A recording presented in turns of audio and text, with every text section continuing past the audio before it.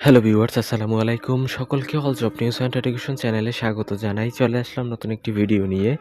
Video শুরুর প্রথমে বলে রাখি, যারা আমার চ্যানেলে নতুন দয়া করে আমার চ্যানেলটি সাবস্ক্রাইব করে দিবেন। আজকে ভিডিওর বিষয় হচ্ছে প্রাইমারি প্রধান শিক্ষক পরীক্ষা 2026 এডমিট কার্ড কবে দিবে।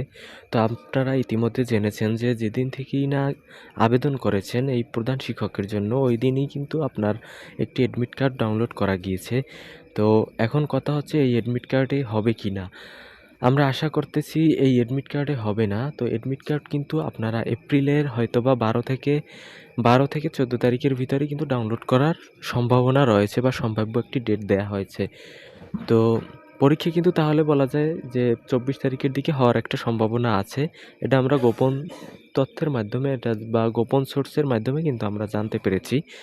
তো এখন কথা হচ্ছে এডমিট কার্ড কি আবার ডাউনলোড করা লাগবে? হ্যাঁ, অবশ্যই আবার ডাউনলোড করা লাগবে। কারণ হচ্ছে আপনাদের কেন্দ্র কিন্তু চেঞ্জ হয়ে গেছে। এর আগে যেটা কেন্দ্র দেখাইছে এটা হচ্ছে আপনার জেলা পর্যায়ে যখন পরীক্ষাটি ছিল বা বিভাগীয় পর্যায়ে কিন্তু এই পরীক্ষাগুলো অনুষ্ঠিত হতো।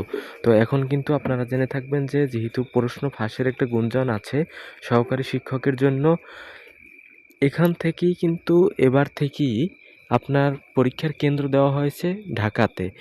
যাতে প্রশ্ন ফাঁস এটা কমানো যায় এজন্য। আবার অনেকেই প্রশ্ন করছেন যে ঢাকাতে হলে কি প্রশ্ন ফাঁস কমানো যাবে? অনেকটা কমানো যায়। কারণ যখন আপনার বিভাগীয় পর্যায়ে প্রশ্ন আসে তখন অনেক হাত বদল করতে হয়, তো এজন্য কিন্তু বলা যেতে পারে।